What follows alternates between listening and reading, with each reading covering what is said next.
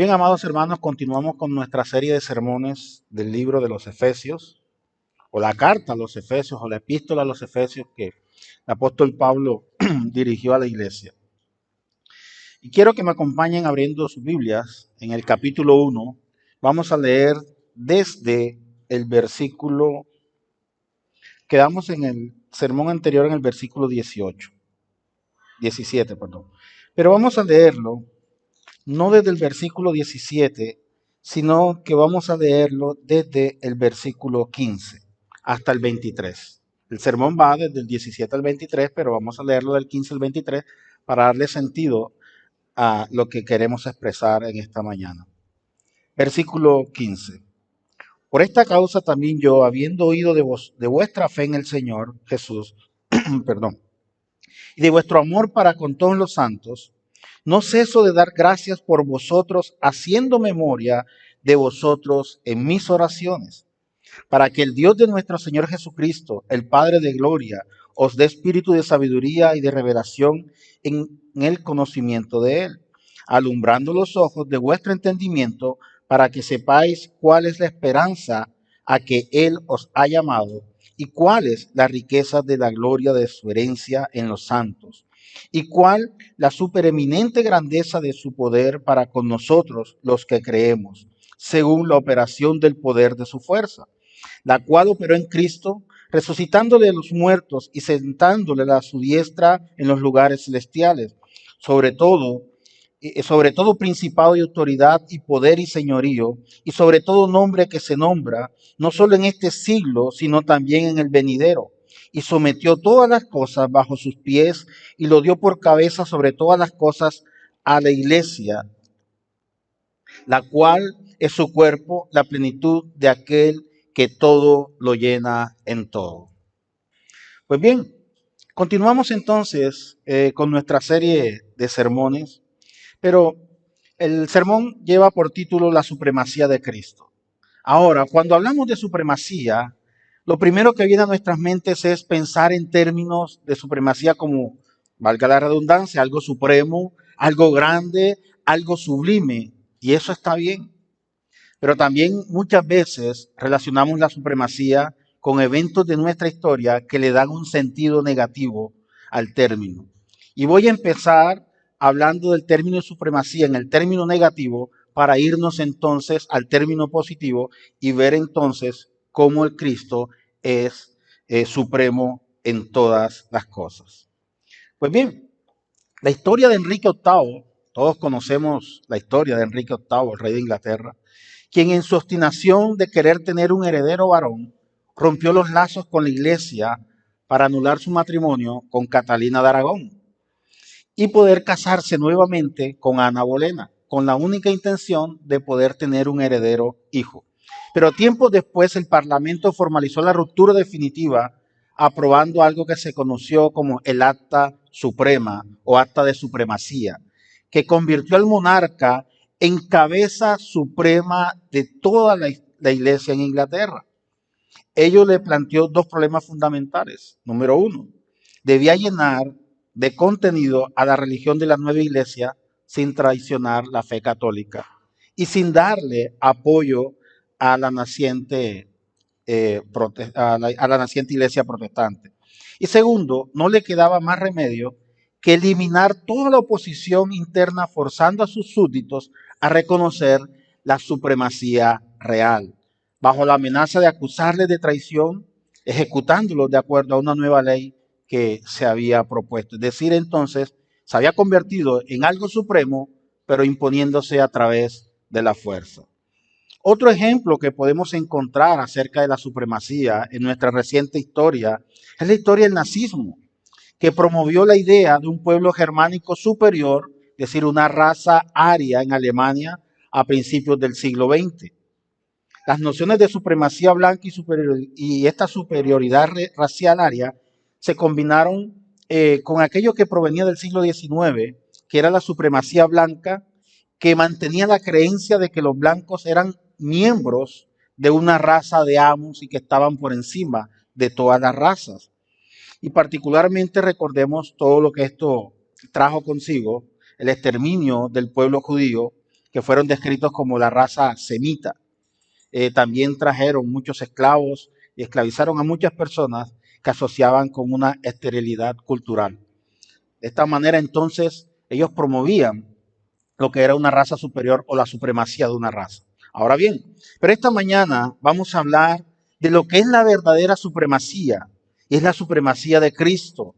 El Señor Jesús es lo máximo en poder, en gloria, en autoridad e importancia. Y la supremacía de Cristo afirma que nuestro Señor es plenamente Dios y no es simplemente un hombre superior a los demás, sino que está verdaderamente por encima de toda la creación y de todas las cosas.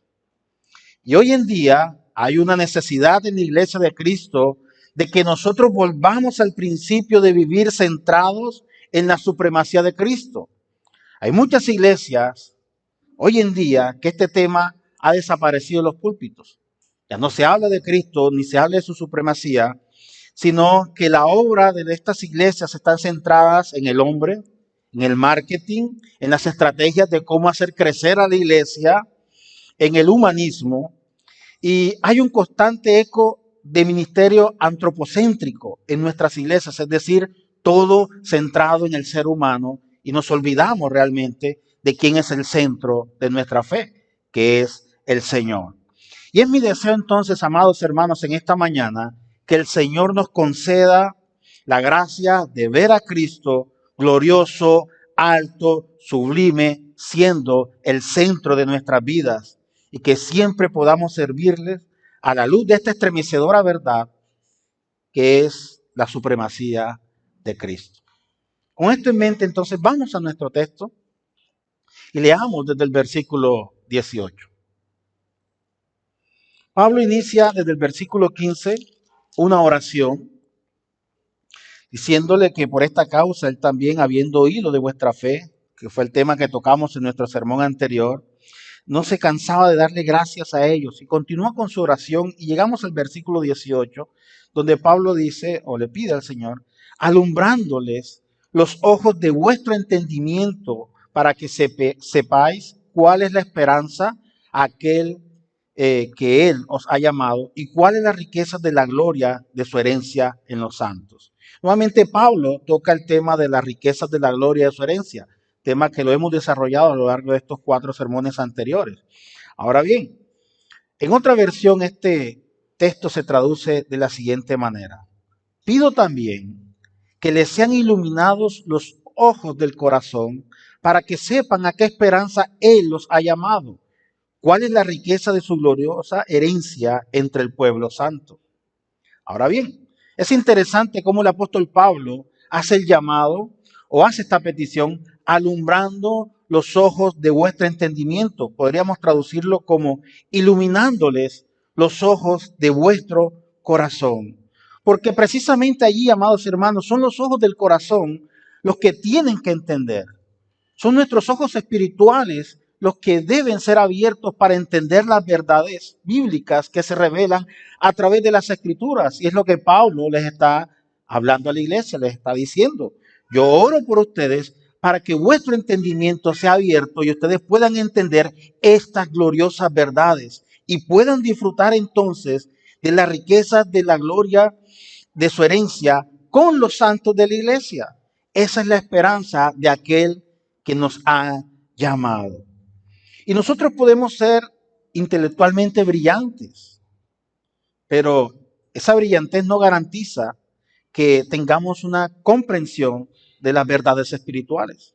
Una cosa es ser muy brillante, usted puede ser una persona muy brillante en las áreas que usted se desarrolle, usted puede ser un excelente matemático, usted puede ser un excelente ingeniero, usted puede ser un excelente abogado, usted puede ser un excelente juez de la República, y esa calidad de brillantez no garantiza que tengamos el entendimiento para comprender las verdades espirituales.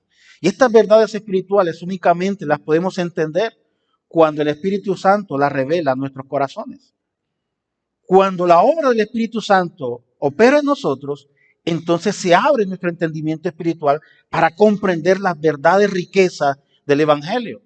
Y es lo que Pablo está haciéndole el llamado o está orando por ellos y les dice, yo oro para que los ojos de vuestro entendimiento sean abiertos de tal manera que puedan entender y comprender estas verdades que al mundo natural les parece una locura, pero para el mundo espiritual son las grandes verdades del ministerio de Cristo operando en nuestras vidas.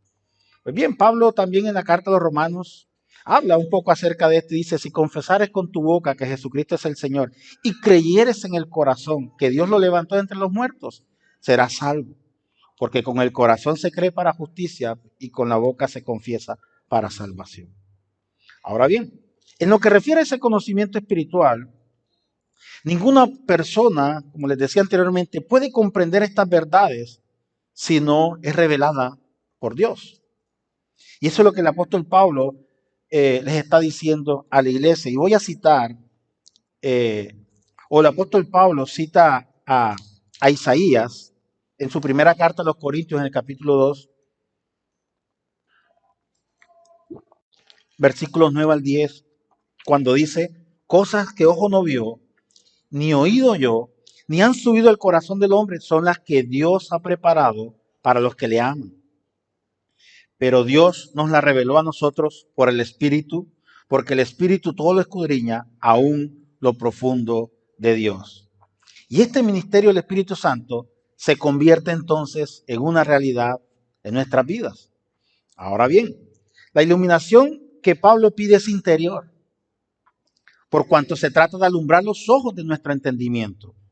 Ahora, el corazón o el entendimiento del no creyente están entenebrecidos por la condición propia de ser pecadores y por la acción del Dios de este siglo, de Satanás y sus huestes espirituales.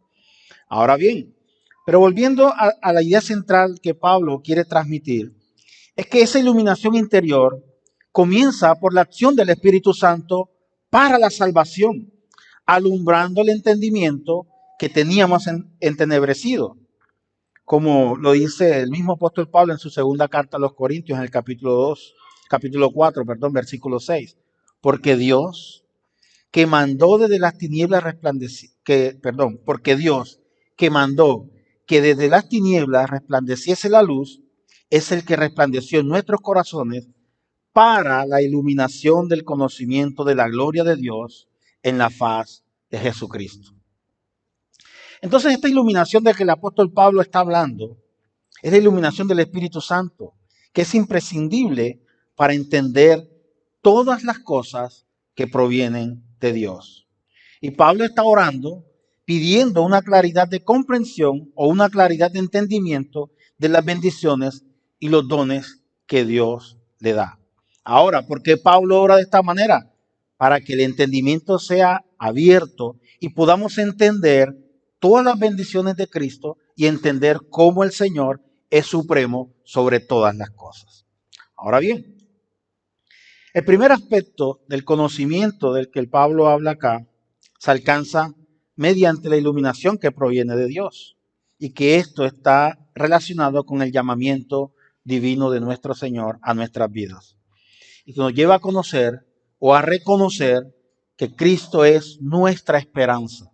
Ahora bien, esa esperanza viene a nuestras vidas porque hemos reconocido el llamamiento que Dios ha hecho en nuestras vidas. Es decir, fuimos llamados por el Señor, le reconocimos a Él, reconocimos nuestra condición de pecadores, nos arrepentimos, Cristo obra en nosotros, el Espíritu Santo ahora nos da el conocimiento para seguir creciendo en la gracia del conocimiento de Cristo. Y la esperanza de la que hablamos aquí es común para todos los creyentes. Y esa esperanza se expresa en las promesas y bendiciones eternas que están contenidas en la presencia de Cristo con el creyente. Por tanto, el que no es creyente no tiene esperanza a menos que se arrepienta de su pecado y reconozca a Cristo como su único y suficiente Salvador. Entonces, esta esperanza de la que nos habla aquí nos lleva a entender varias cosas. Y una de las cosas es que las lágrimas del creyente, las dificultades del camino, los sufrimientos, las angustias, las tribulaciones, no se confrontan en la soledad, sino en la compañía del Señor, que nos provee de aliento, consuelo, nos calma, nos da esperanza y nunca estamos solos, porque el Señor prometió que estaría con nosotros todos los días hasta el fin del mundo. Y esa es nuestra esperanza. Cristo se convierte ahora en nuestra esperanza. Y podría ser que aparentemente pasemos desapercibidos para muchas personas. Quizás nos parezca que en las grandes dificultades estamos solos, pero el Señor siempre está de nuestro lado. Su gracia y su misericordia están allí para el creyente como una fiel medicina celestial que va a curar nuestros males. Y siempre vamos a encontrar su mirada de amor, y el contacto de su mano nos dice que en todas circunstancias Él está en cuidado de nosotros. Recordemos que el Señor también le dijo a Josué, ¿se acuerdan cuando Josué, llegó el tiempo de Josué de suceder a Moisés? Y Josué no sabía qué hacer. El Señor le dice: mira, Josué, que te mando que te esfuerces y seas valiente. No temas ni desmayes, porque el Señor tu Dios estará contigo donde quiera que vayas. Esa es la misma expresión que encontramos cuando el Señor dice que está con nosotros todos los días hasta el fin del mundo. Y esa es la razón, amados hermanos, por la que nosotros podemos ver el presente con seguridad y el futuro con la esperanza de que el Señor nos permite. El apóstol Pablo, en su segunda carta a los Corintios, en el capítulo 2, versículo 14, nos dice que dando gracias a Dios, el cual nos lleva siempre en triunfo en Cristo Jesús. Es decir, el Señor Jesucristo se convierte en nuestra esperanza, crucificado, sí, pero resucitado entre los muertos, fue ascendido al trono, hoy está sentado a la diestra de Dios, intercediendo por nosotros, y a Él están sujetos ángeles, autoridades y potestades, y todas las cosas creadas y aún no creadas están sujetas en Cristo Jesús, porque por Él y para Él fueron hechas todas las cosas. Entonces entendemos cómo va tomando forma la supremacía de Cristo en todas las cosas que fueron creadas. Incluso Él es supremo de nuestras vidas. La pregunta es: ¿de qué nos preocupamos? ¿De comer? ¿De lo que vamos a vestir? ¿O nos preocupamos del día de mañana? Cuando el mismo Señor nos alienta y nos dice: buscad primeramente el reino de los cielos y su justicia, y las demás cosas serán añadidas. Nuestra esperanza está en Cristo. La parte B de este versículo nos deja ver que esa esperanza nos lleva a disfrutar de la riqueza, de la gloria, de su herencia en los santos.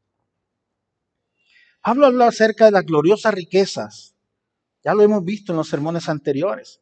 La magnitud maravillosa de todas las bendiciones de la salvación, especialmente aquellas que son otorgadas en la gran consumación de todas las cosas. A estas bendiciones se les llama una herencia porque son el don de Dios que nos da a nosotros una vez que recibimos o que le aceptamos como Señor y Salvador. Cuando la esperanza del creyente es correcta, es decir, cuando su esperanza está puesta en Cristo Jesús, jamás esperará una herencia para sí mismo, sino que la herencia tiene un carácter glorioso. Es decir, que esta herencia la disfrutará juntamente con todos los creyentes que el Señor ha llamado de todos los lugares, de todas las partes del mundo.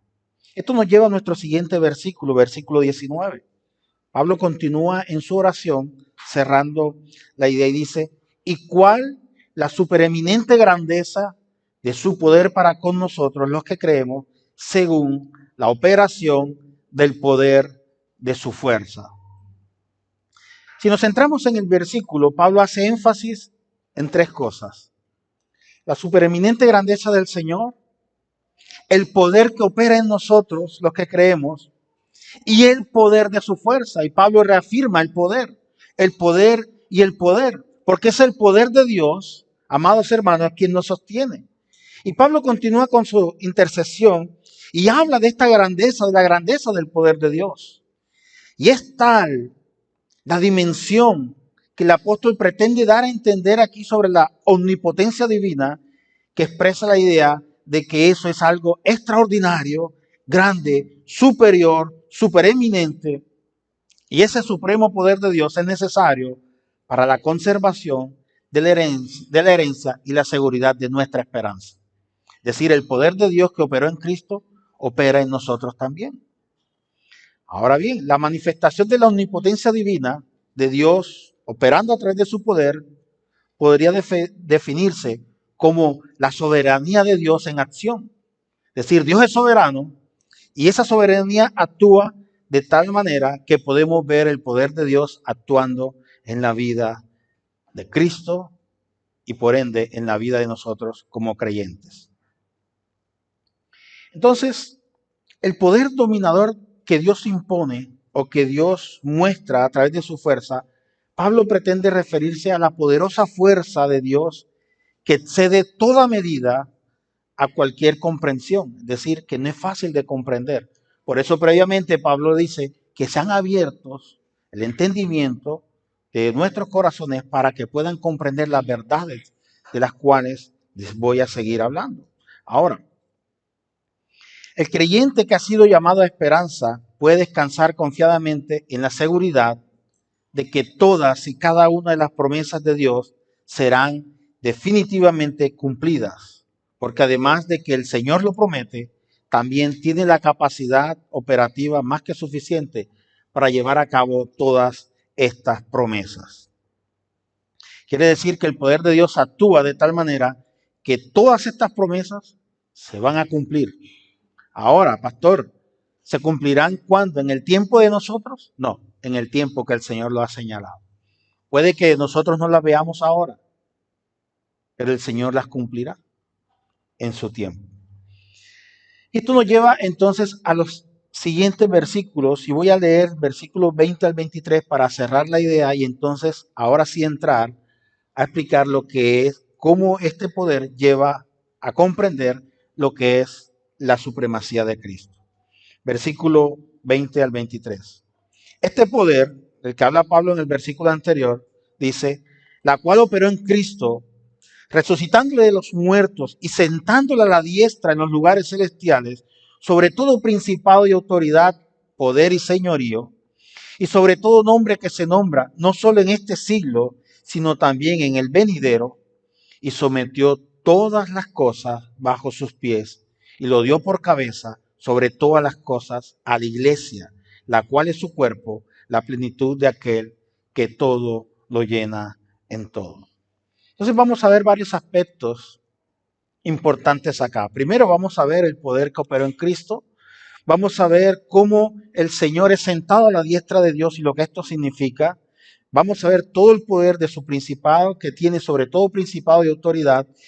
Y por último, veremos que todas las cosas fueron dadas a Cristo como cabeza de la iglesia, la cual la iglesia entendemos que es el cuerpo, la plenitud de aquel que llena todas las cosas en todo. Entonces, a partir de este momento, la oración de Pablo, la oración del apóstol se transforma en una exaltación de Cristo o en una exaltación a Cristo. Deberíamos distinguir entonces, o leamos lo que dice el versículo 10 para hacer esa distinción. En la misma epístola, en el versículo 10, ¿se acuerdan cuando hablábamos también de que las cosas fueron dadas al Señor? Leamos el versículo 10 un momento. Dice, de reunir todas las cosas en Cristo, en la dispensación del cumplimiento de los tiempos, así las que están en los cielos como las que están en la tierra. Recordemos que cuando hablábamos de ese versículo, estábamos hablando de una forma futura, es decir, de las cosas que se le iban a dar a Cristo. Y en aquel versículo veíamos cómo todas estas cosas iban a ser reunidas, encabezadas y coordinadas bajo el señorío de Cristo. Es decir, iba a indicar la revelación progresiva a través de la sabiduría y la inteligencia dada como ese bien espiritual. Ahora bien, pero ahora Pablo está hablando en presente y está diciendo que todas las cosas, cuando Cristo fue resucitado y fue sentado a la diestra de Dios, ahora todas las cosas están bajo su autoridad. Es decir, Él está sobre todo principado, sobre toda autoridad, tiene poder y señorío sobre todo nombre que se nombre sobre la faz de la tierra, Y dice Pablo, no solamente en este siglo, sino en el siglo venidero. Ahora bien,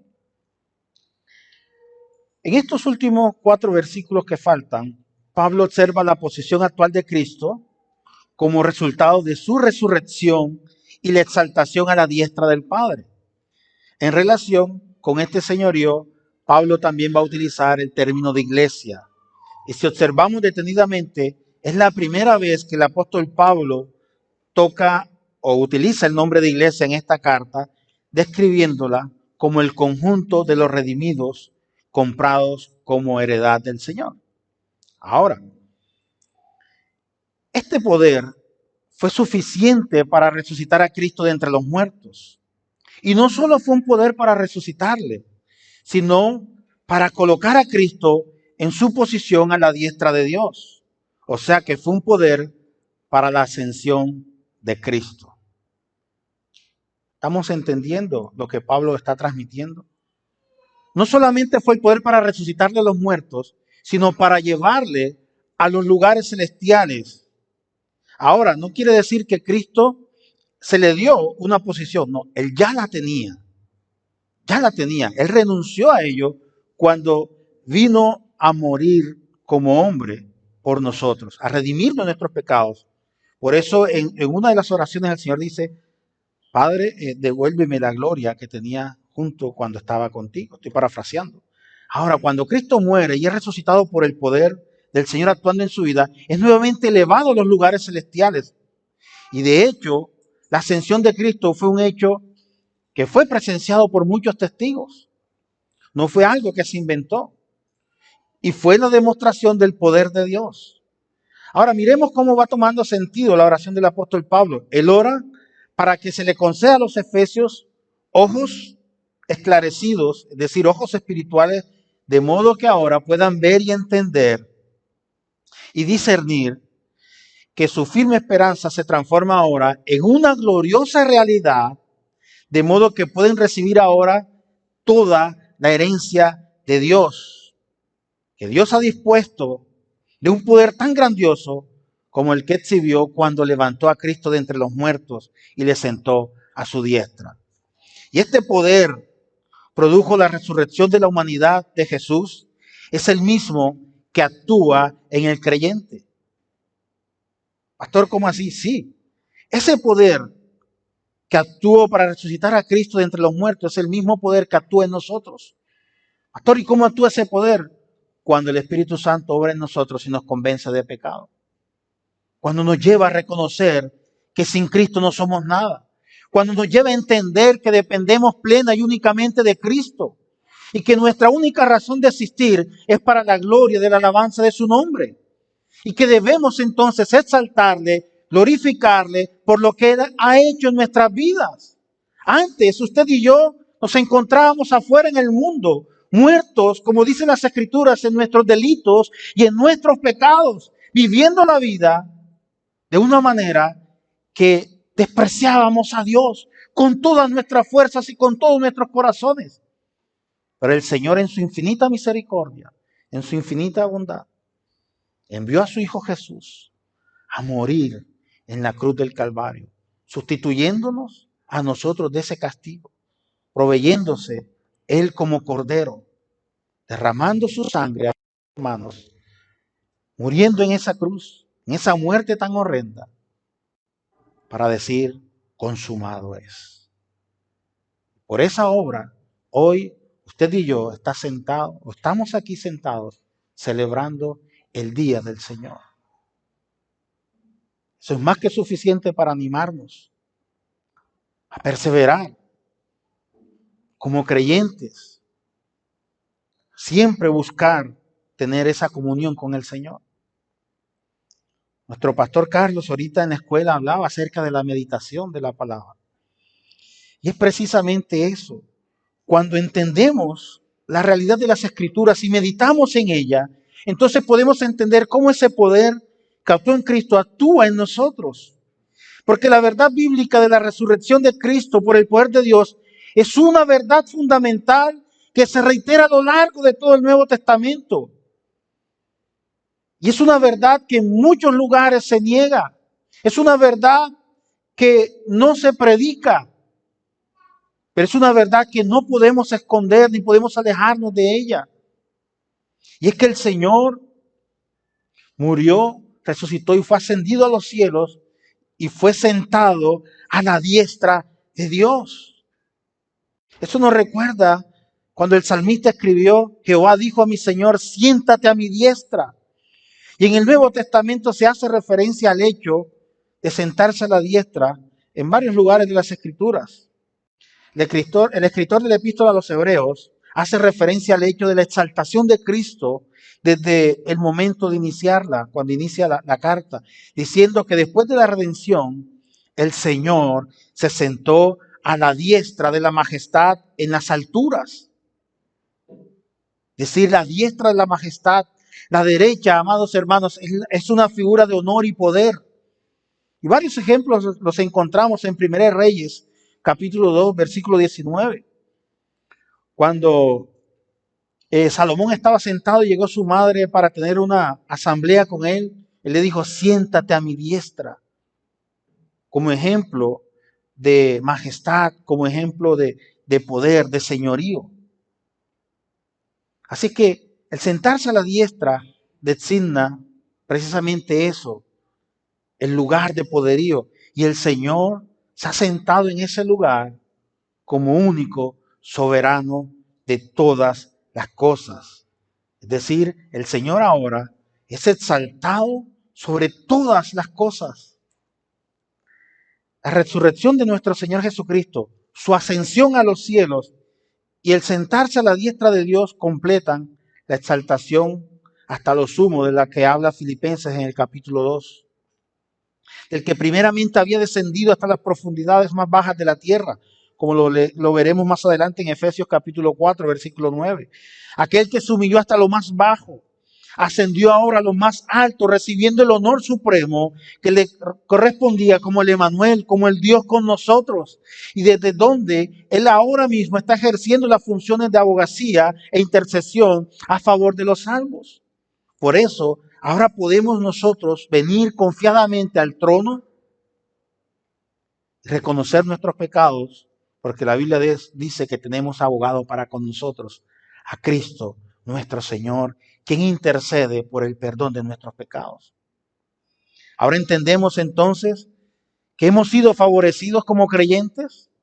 Ahora entendemos que como creyentes tenemos a Cristo de nuestro lado, que es el acusador de nuestras almas. Ya no puede señalarnos de pecado, porque el Señor ahora intercede por nosotros. Esto no quiere decir que tenemos licencia abierta para pecar, amados hermanos, de ninguna manera. Lo que está diciendo es que aún como creyentes estamos propensos a cometer pecados, pero nuestra esperanza es que podemos ir a través de Cristo y ser nuevamente reconciliados con el Señor. De allí la importancia de confesar nuestros pecados delante del Señor. Ahora bien, continúa el apóstol Pablo haciendo su oración en estos 3 versículos, que nos van a llevar a ver la exaltación de Cristo. Y en la exaltación de Cristo podemos ver 3 aspectos importantes. Número 1, Cristo sentado a la diestra de Dios.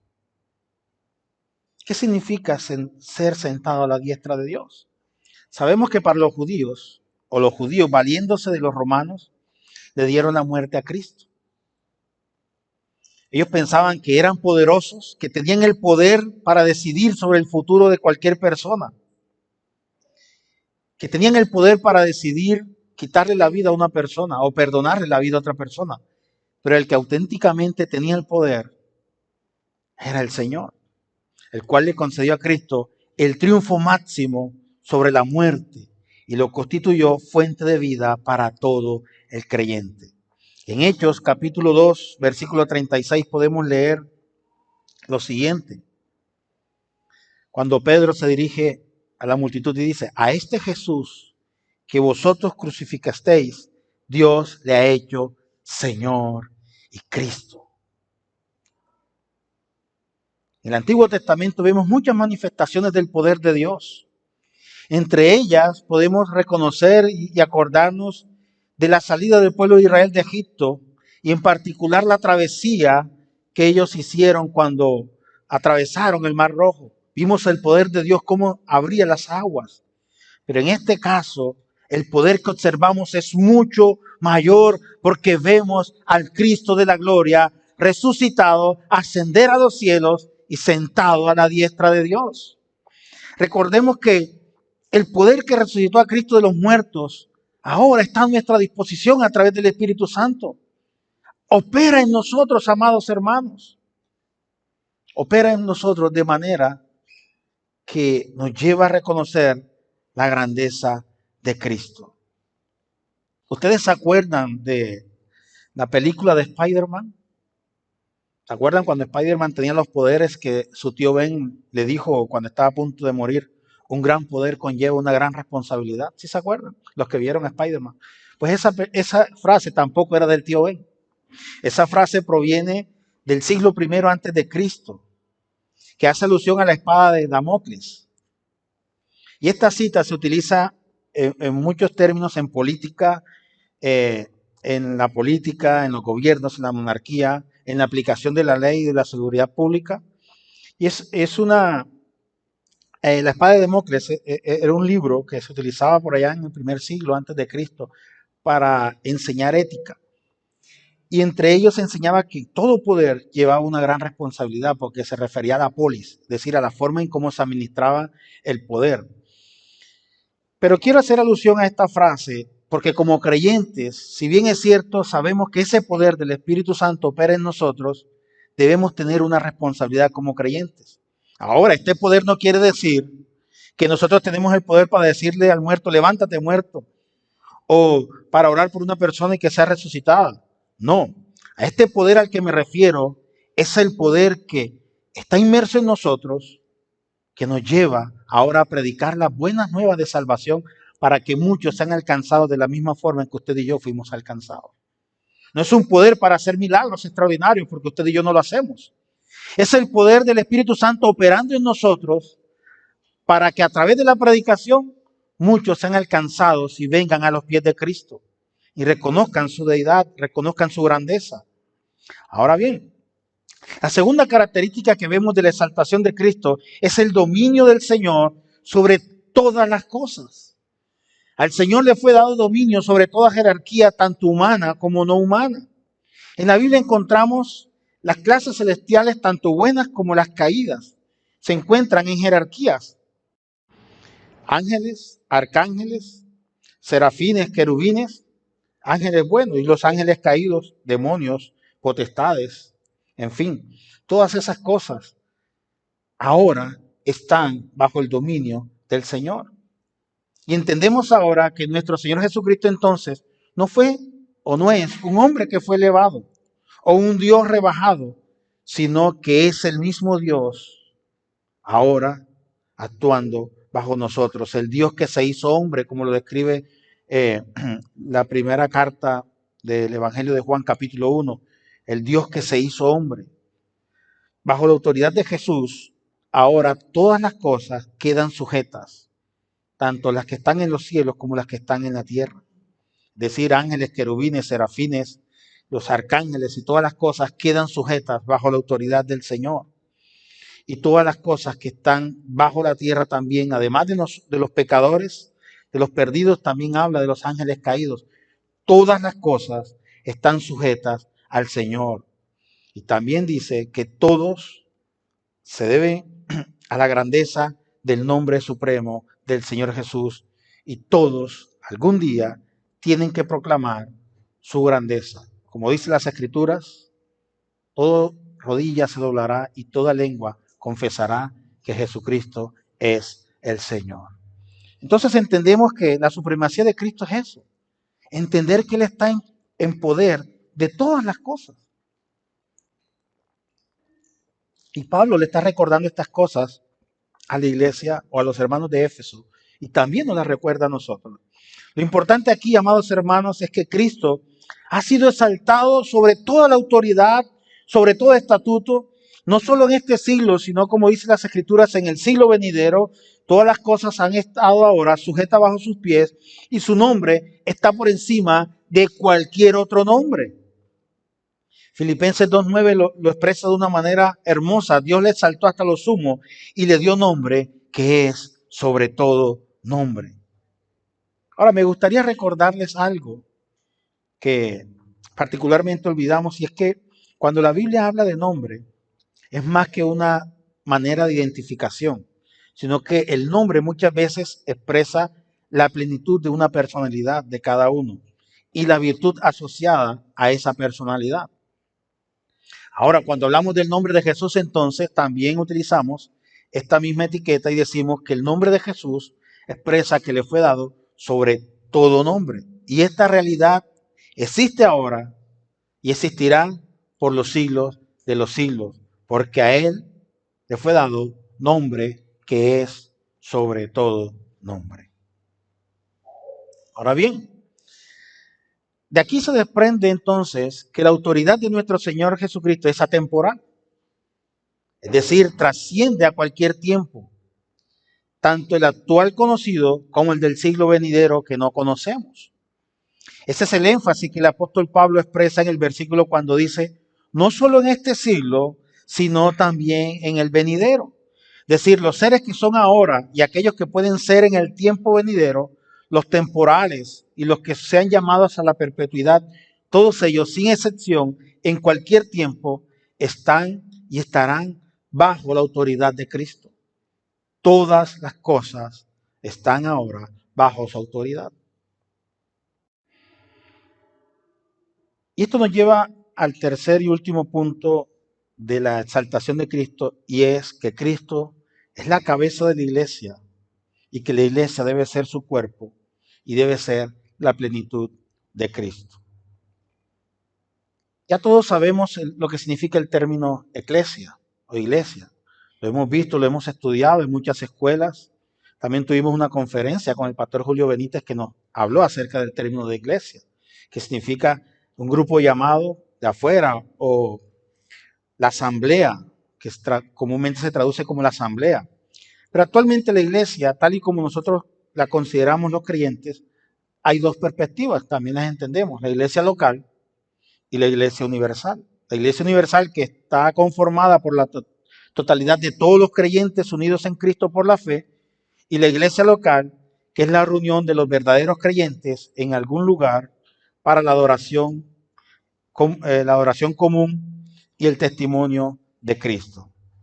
Es decir, que la iglesia local entonces debe convertirse en un testimonio de la universal, que es la única iglesia visible. Ahora bien, volviendo a nuestro texto, el apóstol Pablo utiliza el término de iglesia, dice el Señor, la iglesia, la cual es su cuerpo, la plenitud de aquel que lo llena en todo. Ahora bien, Dios ha dado a Cristo por cabeza de la iglesia como un don para la iglesia. Este don es importante, amados hermanos, puesto que es el origen de cualquier otro don que se le pueda conceder a la iglesia.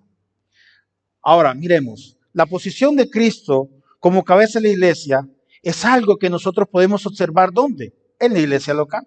Por muy pequeña que la iglesia local sea, siempre veremos a Cristo como la cabeza de la iglesia. Y no es suficiente poner un letrero como muchas iglesias colocan, Jesucristo es el Señor. Porque muchas veces colocamos el letrero, Jesucristo es el Señor, y disculpen lo que voy a decir, pero de Señor no tiene absolutamente nada porque no le honran como el Señor. Muchas iglesias colocan títulos, Jesucristo es el Señor, pero la praxis de lo que se hace en la iglesia, la doctrina que se predica en la iglesia, es totalmente contraria. Y vemos entonces, como les decía al principio, iglesias que son antropocéntricas, es decir, centradas en el hombre, y le roban la gloria al Señor. Y aún así tienen sus letreros diciendo, Jesucristo es el Señor. No estoy diciendo que sea malo colocar el letrero Jesucristo es el Señor. Lo que estoy diciendo es que se le honre al Señor como el Señor de señores, como lo que es. Y la iglesia local debe ser eso. Debe ser el lugar donde se honra la posición de Cristo. Hay que demostrarlo en la práctica de nuestras vidas. Debemos ser sumisos a la voluntad revelada de Dios y poner a Cristo en el lugar que Él se merece. Debemos ser coherentes con lo que creemos, con lo que predicamos con la boca y con lo que predicamos como ejemplo. Es decir, si Jesucristo verdaderamente es el Señor, vamos a darle el lugar que Cristo se merece, el Señor de nuestras vidas. Ahora la pregunta ¿es Cristo el Señor de tu vida? Es una pregunta retórica para que nos lleve a reflexionar si verdaderamente Cristo es el Señor de nuestras vidas.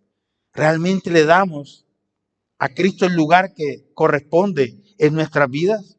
¿Está el Señor en primer lugar en medio de nosotros? Esto nos debe tocar el alma. Y si estamos equivocados, entonces vamos a pedirle perdón al Señor para poder regresar a Él y poder adorarle y darle el lugar que se merece. Quizás muchos de nosotros hemos sacado a Cristo del lugar que se merece y hemos colocado otras cosas por encima.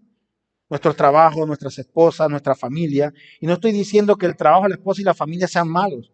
No, sino que debemos darle el lugar que Cristo se merece. Y luego las demás cosas, amados hermanos. Ya para terminar, Pablo destaca en su oración que la iglesia debe ser entonces el cuerpo y la plenitud de Cristo. En distintas referencias bíblicas encontramos a la iglesia como el cuerpo en el cual hay miembros que deben ser organizados, regidos y dirigidos por alguien superior que haga de ese cuerpo algo útil. Y esa es la cabeza, es decir, nuestro Señor. El Señor ha hecho su parte poniendo a Cristo en el lugar que se merece. Ahora, el Señor no nos ha despreciado, aunque sí lo merecíamos, por todo lo que éramos. Sin embargo, ahora el Señor nos ha redimido, nos ha colocado en el lugar que Él nos ha llamado, en la iglesia, amados hermanos. Y es allí, en ese lugar, entonces, donde nosotros nos dedicamos ahora a exaltarle y a glorificarle a Él. Es allí, en ese lugar, en la iglesia local y en la iglesia universal, donde nosotros como creyentes exaltamos el nombre de Cristo. Así que Pablo cierra esta oración en el versículo 23 diciendo que Él todo lo llena en todo. Quizás en la forma negativa podemos entenderlo. No hay nada que no sea llenado por Cristo o que pueda contener a Cristo. Por tanto, en esta carta, en esta epístola, la plenitud de Cristo tiene que entenderse como la dimensión plena de la deidad que habita en Cristo y por la presencia de Cristo que se halla en medio de la iglesia. Entonces la iglesia, amados hermanos, debe ser la manifestación visible en el mundo de la plenitud de Dios que sirva de atracción a los hombres, es decir, atraerlos para Cristo. Esa debe ser nuestra misión como miembros del cuerpo de Cristo. Predicar a Cristo crucificado, resucitado, exaltado, sentado a la diestra de Dios, para que muchos que no le conocen ahora puedan ser hallados por el Señor y puedan ellos venir a disfrutar de todas las bendiciones y de la plenitud de Cristo como nuestro Señor. Con un Cristo que es el fundamento eterno de nuestra salvación, el creyente no tiene absolutamente nada que temer. Nuestra esperanza será realizada y nuestra herencia, será plenamente disfrutada en Cristo Jesús. A Él sea la honra y la gloria por los siglos de los siglos. Amén y amén.